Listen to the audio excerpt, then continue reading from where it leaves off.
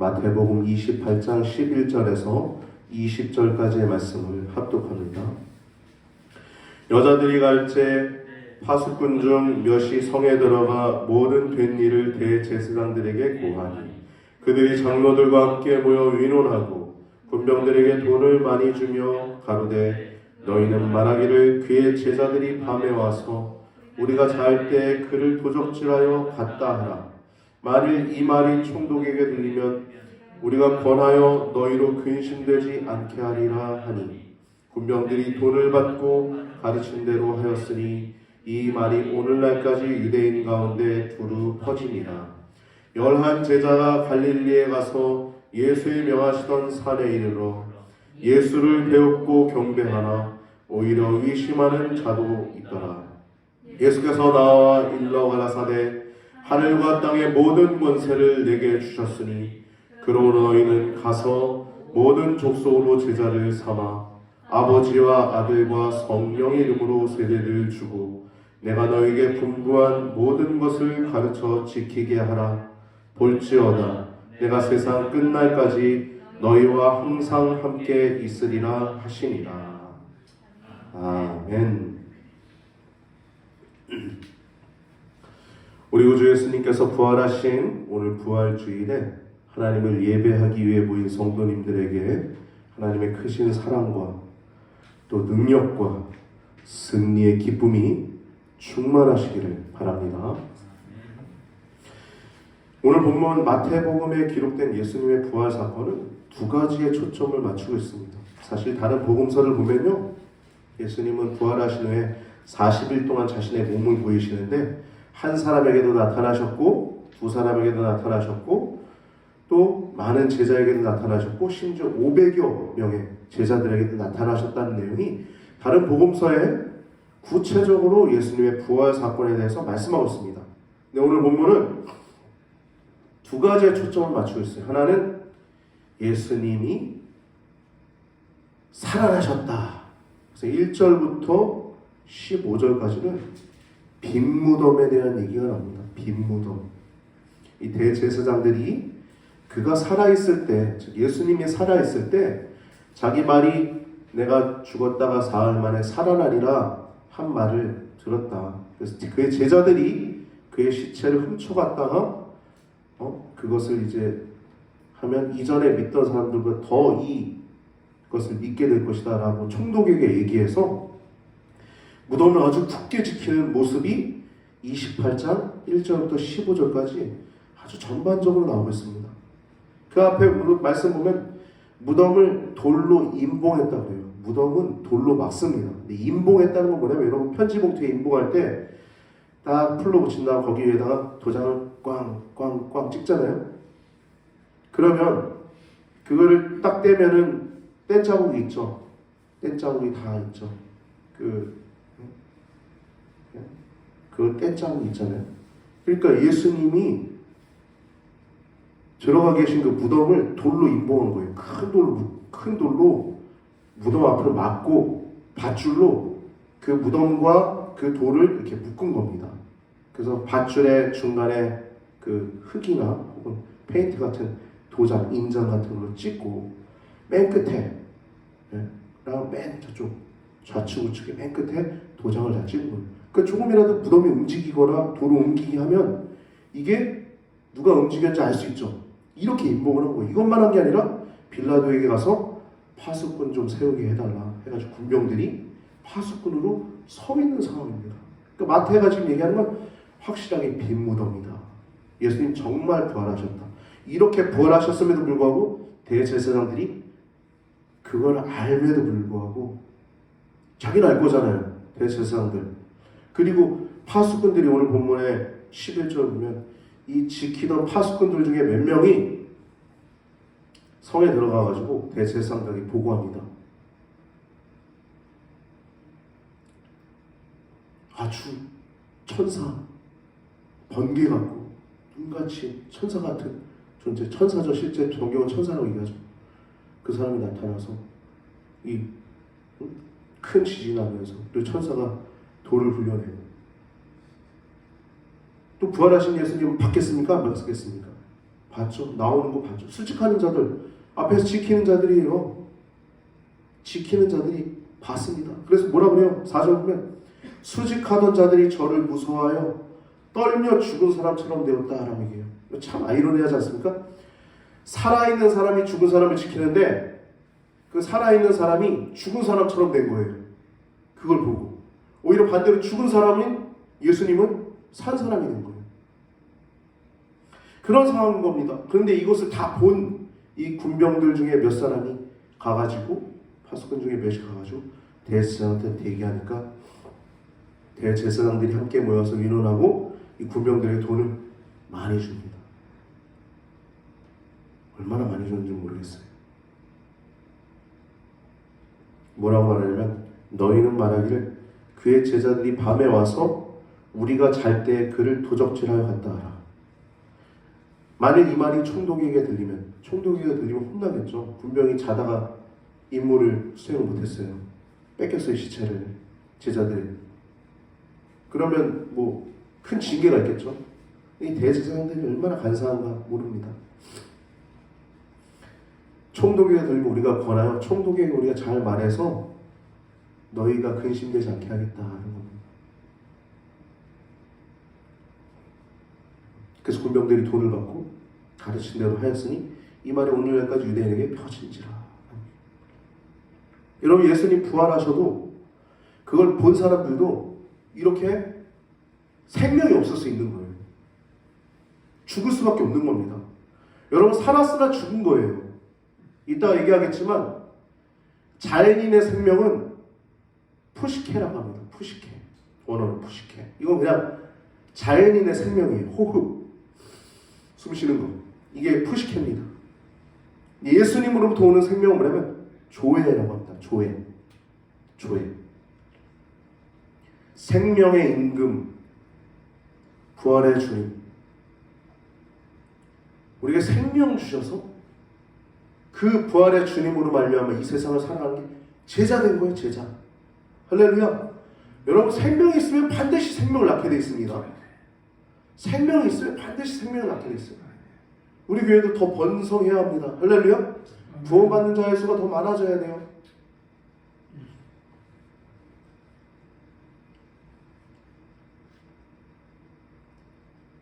이렇게 마태는 지금 예수님의 부활 사건을 두 가지에 초점을 맞추고 있어요. 하나는 빈무덤이었다. 그 빈무덤 가운데 사람들의 반응에 대해서 하나는 정말 푸시케, 예수님의 생명, 진짜 하나님의 생명이었고 정말 부활하신 예수님을 알았음에도 불구하고 들었음에도 불구하고 분명히 자기네들이 돌로 막았고 했음에도 불구하고 천사가 나타나서 돌을 옮기고 예수님이 살아나셨다는 얘기를 들었음에도 불구하고 대제사장들과 파수꾼들은 그렇게 산 거예요. 행복했을까요, 여러분? 여러분, 아내에게 혹은 자녀에게 가까운 사람에게 어떤 거짓말을 했을 때 그거를 계속 혼자 거짓말을 갖고 있는 게 평안해요? 평안하면 그게 이상한 거죠. 심지어 정말 생명이시고 하나님 되신 그 하나님을 부인하고 그것을 소문을 퍼뜨리고 그것을 죽을 때까지 말 안 하고 많은 돈을 가지고 살았던 군병들은 행복했을까요? 행복했을까요? 결코 행복하지 않았을 것입니다. 할렐루야! 여러분, 우리는요 그 생명을 갖고 있는 줄 믿습니다. 예수님이라는 그 생명, 생명의 주님, 생명의 임금, 부활하신 주님, 나의 기쁨, 나의 소망 되시며 나의 생명이 되신 주님, 밤낮 불러서 찬송을 드려도 하신 마음 복님, 나의 생명이 되신 주님. 오늘 빈무덤과 그리고 예수님의 지상 명령에 대해서 마태는 아주 초점을 맞추고 있어요. 하나는 빈무덤, 또 하나는 지상 명령에 대해서 초점을 맞추고 있습니다. 지상 명령. 부활하신 예수님이 이제 제자들에게 어떻게 하라는 것입니다. 그게 지상 명령입니다. 먼저 11절 좀 볼까요? 여자들이 갈제 이렇게 나와요. 여자들은 이 1절에 나와 있는 막달라 마리아와 다른 마리아를 얘기를 합니다. 안식 후 첫날 하니까 안식일이 토요일이었잖아요. 안식 후 첫날은 언제요? 일요일이죠. 일요일. 주일입니다. 주일 우리가 뭐라고 하냐면 주의 날이라고 하는 거예요. 주의 날. 요한계시록에도 사도 요한이 주의 날에라고 나오잖아요. 주의 날. 주일이에요. 주일에 예수님이 계시하신 겁니다. 나타나신 거죠. 여자들이 세 가지를 본 겁니다. 첫 번째, 빈무덤을 본 거예요. 빈무덤. 내가 사랑하는 예수님. 나의 일곱 귀신을 쫓아내신 예수님. 죽은 내 오라버지를 살아나게 하신 예수님. 죽은 사람도 살아나게. 그 예수님을 보러 온 겁니다. 그래서 빈무덤을 보고, 두 번째는 천사들을 봅니다. 5절부터 7절 보면 큰 두려움 가운데서 이 천사들 보고, 이들도 두려웠던 겁니다. 근데 이 천사들이 여자들에게 이렇게 얘기를 해요. 그들은 예수님을 사모하는 마음을 아니까 너희는 무서워하지 말아라. 너희가 찾는 그 십자가의 예수를 너희가 찾는 줄 내가 안다. 그분이 여기 계시지 않고 말씀하신 대로 다시 살아나셨느니라. 여인들도 아마 예수님 말씀하신 거가 믿음이 있었던 것 같아요. 그래서 이 무덤에 온 것 같습니다. 보라, 와서 그의 누우셨던 곳을 보라. 봤겠죠? 그리고 또 빨리 가서 그의 제자들에게 이르되 그가 죽은 자 가운데서 살아나셨고 너희보다 먼저 갈릴리로 가시나니 너희가 거기서 주님을 배우리라 얘기하죠. 이걸 전하라고 얘기하죠. 제자들에게. 그래서 여인들이 큰 기쁨으로 이제 무덤을 빨리 떠나서 제자들에게 다른 박질합니다. 달려가요. 근데 그 중에 예수님을 만나서 또 예수님이 무서워하지 말아라. 내 형제들에게 갈릴리로 가라. 또 이렇게 말씀하세요. 지금 이 28장 본문은 갈릴리에 초점을 맞추고 있습니다. 갈릴리에서 제자들을 부르셨는데 그 갈릴리에 있는 산에서 이제 사명을 수여하시는 거예요. 마치 시내산에서 언약서를 십계명 두 돌판을 수여하셨듯이 갈릴리에서 지상명령을 수여하시는 것입니다. 그래서 마태는 지금 이 갈릴리라고 하는 단어를, 이 장소를 28장에 계속적으로 강조하고 있는 것입니다. 예수님도 나타나서 말씀하시죠. 10절에 무서워하지 말라. 가서 내 형제들에게 갈릴리로 가라. 거기서 나를 보리라 하시니. 여자들이 가서 이제 그 전한 내용이 이제 구체적으로 나오지 않고 11제자가 예수님을 만나는 내용이 나오죠. 그 다음 11절부터 15절은 아까 얘기한 그런 내용이 나옵니다. 1절부터 10절은 승리의 장소인 갈릴리를 제시하고 있고 11절에서 15절은 군병들의 보도기사, 그들의 양심 없음에 대해서 나오고 있고 16절에서 20절은 갈릴리에서 예수님을 만나는 장면입니다. 그래서 갈릴리는 큰 기쁨의 장소인 거예요. 또 승리의 장소입니다. 승리의 장소. 그들의 스승님이신 예수님이 죽으셨을 때 얼마나 낭망하고 그들이 다 흩어졌었는데 그 죽음에서 부활하신 예수님을 만나게 되고 사명을 수여받았을 때 그들의 기쁨과 소망이 가득 찼을 것입니다. 할렐루야. 그럼 말씀하신 대로 약속하신 성령을 기다리라. 그래서 그 성령을 받아 예루살렘 온 유대 사마리아 땅까지로 확실한 증인이 되어 11제자를 그리고 사도 바울을 통하여 수많은 제자를 통하여 이 예수 그리스도가 지금까지도 전파되고 있지 않습니까? 할렐루야. 가장 베스트셀러는 성경책입니다. 이 세상에 이 성경책만큼 많이 찍어낸 거 없어요. 이 성경책은 영원히 베스트셀러일 것입니다.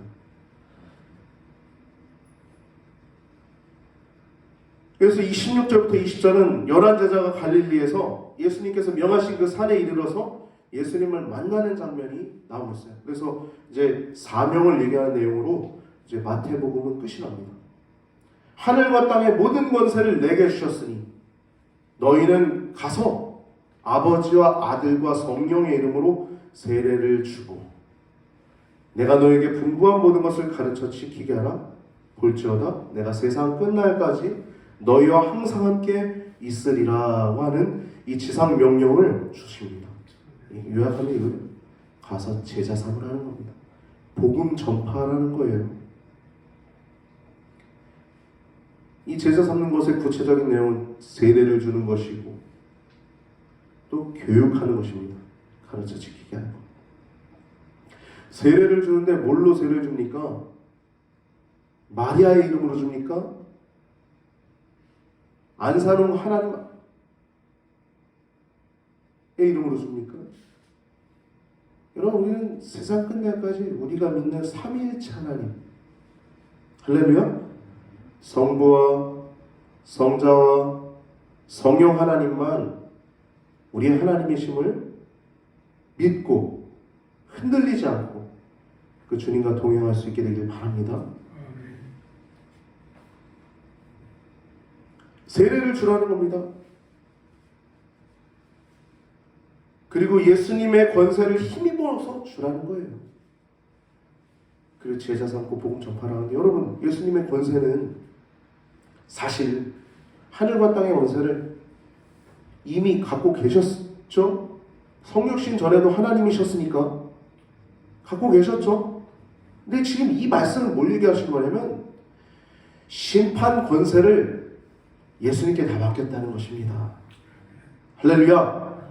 요한복음 5장 22절을 보면 아버지께서 아무도 심판하지 아니하시고 심판을 다 아들에게 맡기셨으니 이라는 내용이 나와요. 요한계시록 보면 만왕의 왕이요 만주의 주로 예수님이 심판자의 원세를 이 땅에 오시죠. 심판의 원세 누구만 있어요? 성자 예수님에게 다 맡기신 것입니다. 할렐루야. 성령 하나님의 역사는요, 예수님이 믿어지게 되고 하나님이 더 깊이 교제하게 되는, 그것이 성령님은 우리에게 계속 예수님을 계시하십니다. 깨닫게 하세요. 알게 하세요. 우리 안에 내조하셔서 예수님께 붙어있게 하고, 이렇게 예수님의 권세는 심판의 권세입니다. 성부 하나님 아버지께서 오직 구속사역을 완수하신, 우리가 지난 사순절 때는 뭐라고 써있었죠? 다 이루었다. 구속사역을 완수하신 거예요. 죽은 자 살리는 것도 아니고, 눈먼 자 뜨게 하는 것도 아니고, 중풍병자 일어나고 안전병 일어나고, 그게 예수님의 사역의 초점이 아니라 우리의 죄를 위해서 십자가에 달려 죽으신 것이 예수님의 사명이었던 것입니다. 그래서 오직 구속사역, 그 십자가의 그 대속사역을 완성하신, 그래서 죽기 전에 다 이루었다 말씀하신, 완전히 완수하신 그 예수님을 통해서만, 예수 그리스도를 통해서만 구원과 심판의 원세가 수여된 것입니다. 죄짐 맡은 우리 구주는 구속사역을 완수하셨어요. 우리를 지금 구원하셨을 뿐만 아니라 지금도 여전히 때때로 부족한 모습들이 우리 안에 있을 수 있지만, 주님, 그래도 내가 너를 사랑한다. 내가 너를 뜨겁게 사랑한다. 내가 너를 정말 사랑한다. 라고 늘 말씀하여 주시는 것이 십자가의 사랑인 줄 믿습니다. 오늘 본문의 갈릴리에서 예수님을 만난 제자들은 승리와 기쁨으로 가득 차 있습니다. 자신들의 스승님이신 예수님께서 하나님이심을 확인한 거예요. 유대인들이었던 제자들, 여러분, 유대인들은요, 자기의 종교 관습에 철저히 집착하던 사람들이었습니다. 이들은 안식일을 지켰어요. 근데 부활을 하신 예수님을 만난 제자들은요, 토요일, 즉 안식일 대신에 일요일, 주일, 주의 날이라고 하는 주일을, 부활하신 주일을 주일로 지키게 됩니다. 지금도 가끔씩 이렇게 하나님의 교회 사람들 만나면 주일을 왜 지킵니까? 그건 4세기경 콘스탄티누스 황제가 밀라도 칙령으로 주일이 생긴 겁니다. 그 사람은 태양신을 숭배하는 자였어요. 그렇게 얘기를 하거든요. 팩트가 아닙니다. 그래서 주일이 생기지 않았어요. 주일은 예수님 부활하고 나서 바로 생긴 줄 믿으시기 바랍니다. 그때 그거는요, 일요일 휴무일로 지정한 겁니다. 일요일 휴무일로. 그냥 콘스탄티누스 황제가 일요일을 휴무일로 지정한 거지, 그걸 주일로 만든 게 아닙니다. 그걸 가지고 이제 얘기를 하는데 잘못된 겁니다. 예수님의 부활 날로부터 주의 날로 우리가 주일을 성수하고 있습니다. 그래서 안식구 첫날이 더 이상 예수님은 그날부터 예수님은 추모하는 날이 아닌 거예요. 부활하신 그날부터, 3일 만에 부활하신 그날부터, 할렐루야! 우리도 우리의 죄를 대신해서 죽으신 예수님을 통해서 우리도 새 생명을 얻었음을 기억하시기 바랍니다. 주일은 그래서 매주 살아계시고 승리하신 예수님을 기념하는 날입니다. 주일은 감사하는 날이에요. 기쁨의 날입니다. 그래서 더 거룩하고 복된 날입니다. 물론 평일도 주님이 만드신 날이고 우리가 주님의 뜻대로 살아가 주의 영광과 주님의 나라가 임해야 될 날이지만, 주일은 더욱더 구별된 거룩하고 복된 날임을 기억하시기 바랍니다. 기쁨의 날이에요. 승리의 날이에요.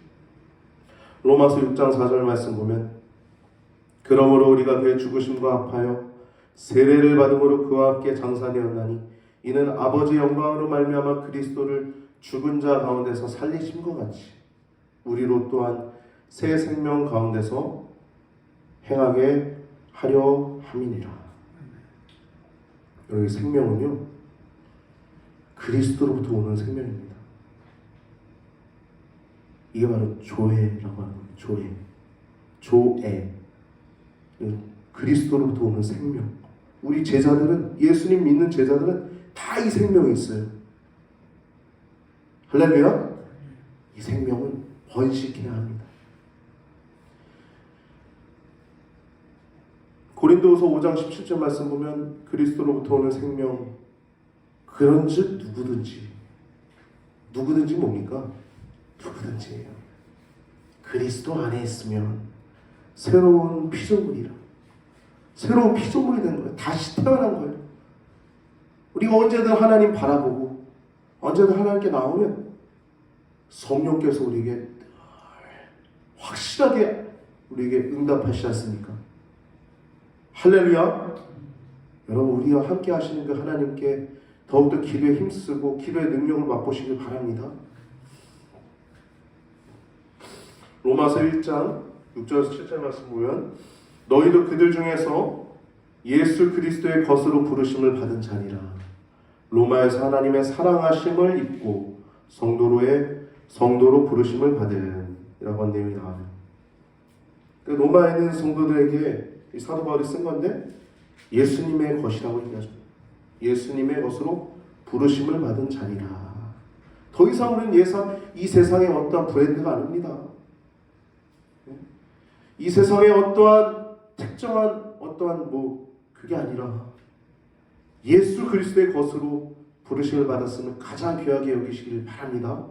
여러분이 갖고 있는 어떤 학력이라든지 가문이라든지 여러분이 갖고 있는 어떤 재산이라든지 그게 아니라 내가 예수님 소유다, 내가 예수님 것입니다 라고 고백하며 걸어갈 수 있는 우리 귀한 성도님들 되시길 바랍니다. 오늘 본문을 보면 갈릴리와 대조적인 예루살렘의 어두운 분위기를 알 수 있어요. 갈릴리는 부활하신 예수님을 만나게 되죠. 승리와 확신으로 가득 찬 장소가 되는 반면에 예루살렘은 거짓과 은폐로 점철된 어두움의 장소로 묘사되고 있어요. 하나님을 믿긴 믿지만 예수 그리스도의 생명이 없으니까 그 생명이 푸시케로 남아있는 거예요. 호흡, 죽으면 그냥 끝나는 거예요. 예수님의 생명이 없는 겁니다. 죄사함의 능력과 죄사함의 은총이 없는 거예요. 푸시케. 대제사장들이 그랬죠. 장로들이 그랬습니다. 경비병들이 그랬습니다. 돈을 받고 또 돈을 주고 사실을, 진짜 팩트를 은폐했어요. 부활하신 예수님을 보고도 또 알고도 믿지 않았어요. 여러분, 그러나 사도 바울은 어땠습니까?